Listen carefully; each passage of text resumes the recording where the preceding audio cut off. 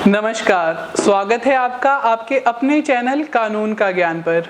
इस चैनल का उद्देश्य सरल भाषा में कानून की जानकारी देना है।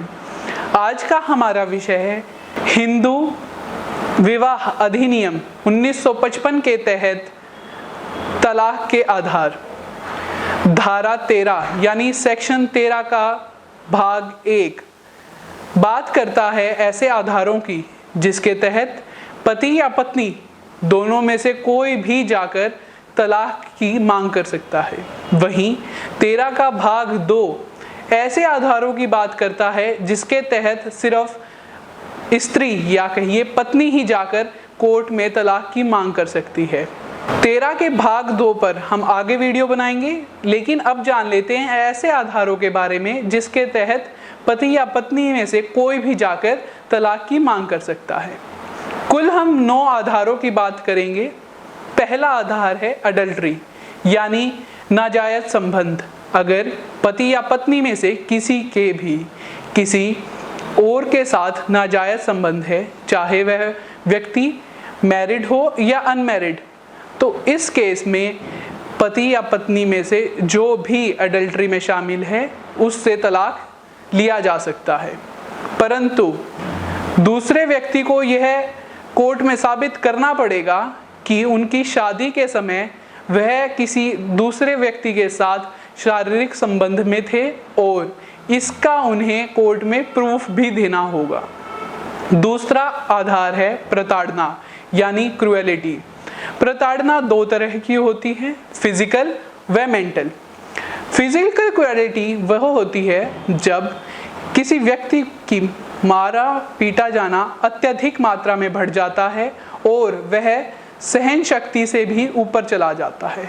वहीं मानसिक प्रताड़ना वह प्रताड़ना है जिसके तहत व्यक्ति को मानसिक रूप से परेशान किया जाता है। तो आइए जानते हैं ऐसे कुछ कार्य जो अगर कोई व्यक्ति करता है तो उसके पति के प्रति वह मेंटल क्रुएलिटी को दर्शाते हैं। पहला है पति की बेइज्जती करना। अगर पत्नी अपने पति की बेइज्जती उसके दोस्तों या रिश्तेदारों के सामने करती है तो यह मेंटल क्रुएलिटी में आता है। दूसरा, अगर पत्नी अपने पति के माँ बाप की इज्जत नहीं करती, वह उन्हें परेशान करती है, तो यह भी मेंटल क्रुएलिटी है। इसके अलावा अगर पत्नी का किसी साथ नाजायज संबंध है या फिर वह हमेशा पैसे की मांग करती रहती है। पांचवा, अगर उसका नेचर इस तरह का है कि जो सहन नहीं किया जा सकता, तो यह पति के प्रति मेंटल क्रुएलिटी होती है। अब जानते हैं कि पत्नी के प्रति मेंटल क्रुएलिटी यानी मानसिक प्रताड़ना कैसे हो सकती है। पहला है पत्नी के ऊपर अडल्ट्री के झूठे आरोप लगाना। दूसरा, डोरी की मांग करना। दहेज की मांग करना वैसे भी गैर कानूनी है, लेकिन मानसिक प्रताड़ना के रूप में इसको लेकर डिवोर्स की मांग भी की जा सकती है। तीसरा, पति का रोज दारू पी कर आना। चौथा, मार पिटाई करना। पांचवा, उसको नीचा दिखाना। तो यह थे मेंटल क्रुएलिटी के ग्राउंड। तीसरा ग्राउंड है डिजर्शन यानी पूर्ण रूप से छोड़ देना। अगर पति या पत्नी दूसरे को छोड़ देते हैं बिना उसकी सहमति के, बिना किसी कारण के, और वह जो उस व्यक्ति ने उसको छोड़ा है वह परमानेंट हो, ना कि जैसे थोड़े दिन के लिए छोड़ा है वो नहीं, परमानेंट रूप से उसे छोड़ दिया है बिना किसी कारण के और बिना उस व्यक्ति की सहमति के, तो यह डिजर्शन कहलाता है और यह डिवोर्स का एक ग्राउंड है। चौथा आधार है कन्वर्जन टू अनदर रिलीजन। अगर पति या पत्नी में से कोई भी दूसरे धर्म में बदल जाता है तो यह डिवोर्स का एक ग्राउंड है। तो मान लीजिए ए की पत्नी है बी और बी हिंदू की जगह अब क्रिश्चियन हो जाती है, तो ए कोर्ट में जाकर तलाक की मांग कर सकता है। पांचवा आधार है इंसैनिटी यानी पागलपन।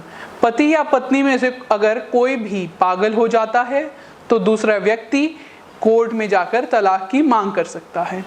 छठा, लेप्रोसी अगर किसी व्यक्ति को, पति या पत्नी में से किसी को भी लेप्रोसी हो जाती है, लेप्रोसी एक चमड़ी की बीमारी है जिसे दूसरे व्यक्ति को भी हो सकती है। अगर वो हो जाती है तो भी जो तलाक चाहता है वह लेप्रोसी का ग्राउंड देकर कोर्ट से तलाक की मांग कर सकता है। छठा ग्राउंड है वल्नरेबल डिजीज, यानी ऐसी कोई भी बीमारी जो एक से दूसरे व्यक्ति को फैल जाती है, तो यह भी एक तलाक का आधार है। अब जानना यह ज़रूरी है, क्या अगर किसी व्यक्ति को कोरोना हो जाता है या कहिए कोविड-19 से ग्रसित हो जाता है तो क्या यह भी तलाक का आधार बन सकता है? हमारे हिसाब से यह तलाक का आधार नहीं बन सकता, क्योंकि जिस व्यक्ति को कोरोना होता है उसको सबसे अलग रखा जाता है। इससे उसकी पति या पत्नी को कोरोना होने की संभावना खत्म हो जाती है। और दूसरा, कोरोना एक ऐसी बीमारी है जिसमें या तो व्यक्ति थोड़े ही दिनों में ठीक हो जाता है या फिर उसकी मृत्यु हो जाती है। यह लंबी चलने वाली बीमारी नहीं है। इस वजह से भी कोविड-19 या कोरोना से ग्रसित व्यक्ति से इस आधार पर तलाक या कहिए डिवोर्स नहीं लिया जा सकता कि उसे कोरोना है। आठवां आधार है रेनुंसिएशन, यानी संन्यास। अगर कोई व्यक्ति शादी के बाद सन्यासी हो जाता है तो उसका पति या पत्नी उससे तलाक की मांग कर सकता है। नौवां और आखिरी ग्राउंड है प्रिजम्पशन ऑफ डेथ, यानी मृत मान लिया जाना। अगर किसी व्यक्ति को अपने पति या पत्नी के बारे में 7 साल से अधिक ना तो देखा है, ना ही उसके बारे में कोई भी जानकारी मिली है, तो ऐसे में भी उस व्यक्ति को सिविली डेड मानकर तलाक की मांग की जा सकती है। परंतु यह साबित करना बहुत ज़रूरी है कि 7 साल से उसकी ना तो कोई खबर मिली है और ना ही उसे देखा गया है। तो यह था तलाक के आधार। जानकारी अच्छी लगी तो वीडियो को लाइक करें, शेयर करें और कमेंट में ज़रूर बताएं कि आप अगला टॉपिक क्या चाहते हैं। धन्यवाद।